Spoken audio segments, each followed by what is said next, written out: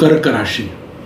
नमस्कार मंडळी, मी ज्योतिष महागुरु डॉक्टर पंकज शास्त्री घेवारे गुरुजी आपल्या सर्वांचं त्र्यंबक राज ज्योतिष या यूट्यूब चॅनलमध्ये मनापासून स्वागत करतो. आज आपण 2026 या वर्षातील सप्टेंबर महिन्यामध्ये होणारं ग्रहांचं राशी परिवर्तन आणि या राशी परिवर्तनाचा कर्क राशीच्या जातकांवरती होणारा परिणाम या विषयाची माहिती पाहणार आहोत.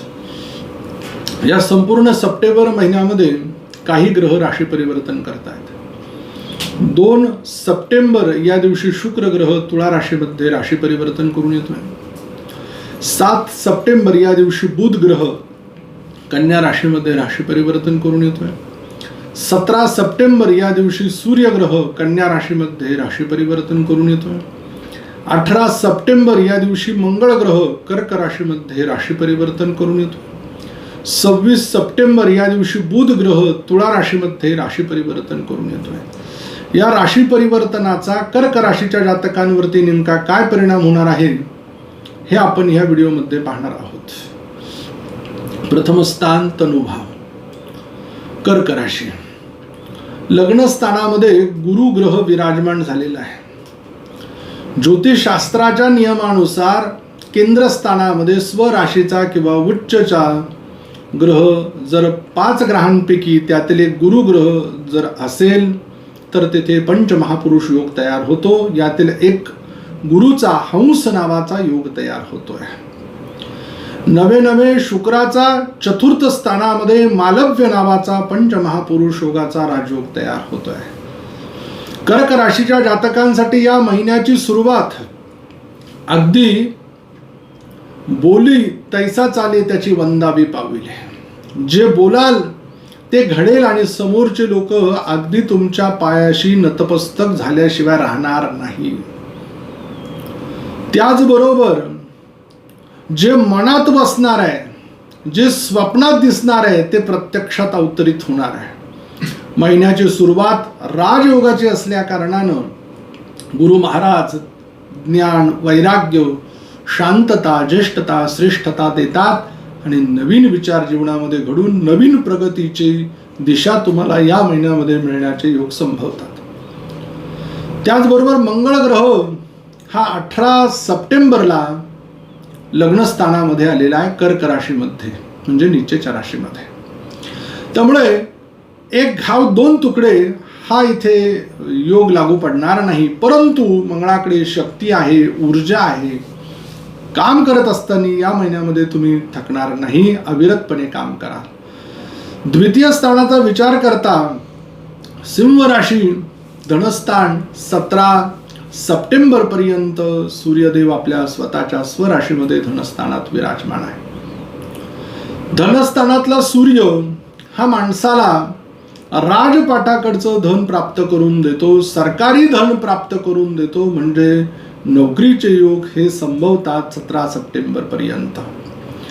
त्याचबरोबर कुटुंबामध्ये एक मोठेपणा प्राप्त होतो, ज्येष्ठत्व, श्रेष्ठत्व प्राप्त होतं. आपण घेतलेल्या निर्णयाला सगळ्यांची संमती असते. आपल्या विरोधात शक्यतो कुणी करत नाही.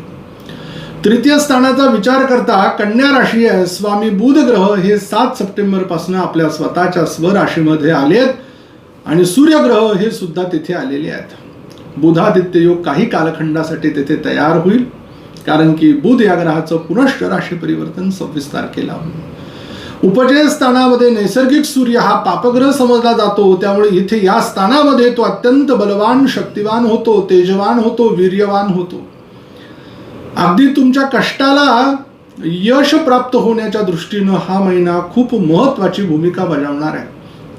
बहीण, भावंड, आजूबाजूचे लोक हे सगळे तुमच्यासाठी मदतीसाठी, सहकार्यासाठी तत्पर असतील.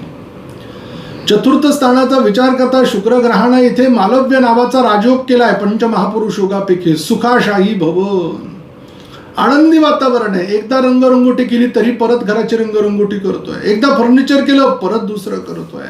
म्हणजेच काय तर घरामध्ये प्रसन्नता राहावी यासाठी सर्वोत्तर प्रयत्न. त्याचबरोबर आनंदी वातावरण, वात्सल्याचं वातावरण, नवीन वाहन योग, नवीन वास्तू योग, जे अगदी मनात आहे ते सत्यात उतरण्याचा योग.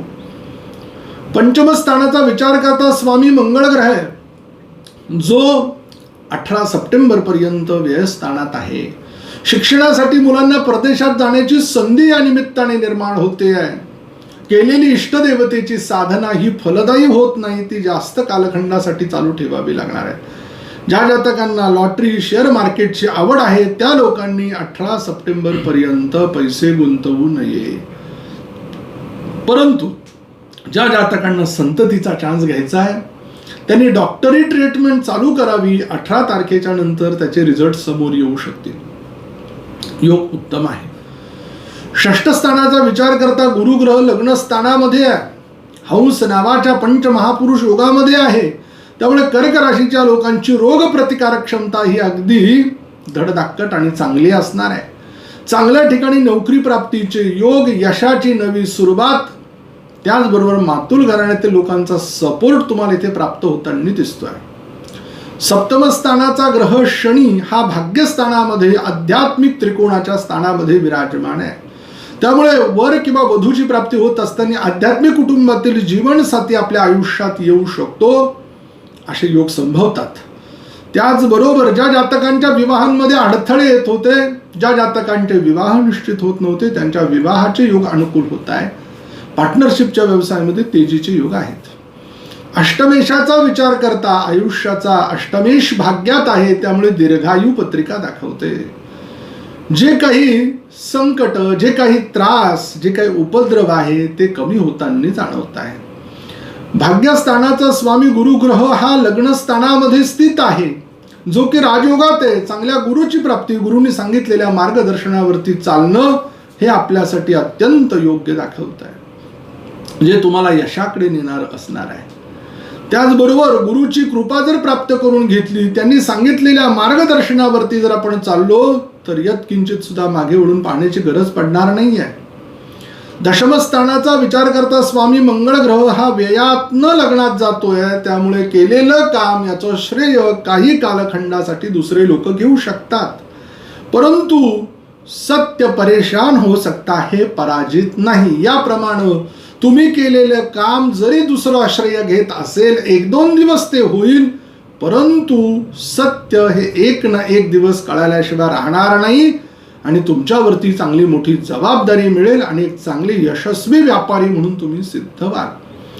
लाभस्थानाचा विचार करता स्वामी शुक्र ग्रह चतुर्थ स्थानामध्ये स्वराशीचा राजयोगाचा जो की लाभेश पण आहे. त्यामुळे लाभांच्या बाबतीत जर विचार केला तर अगदी आकाश ठेंगणं झालंय की काय.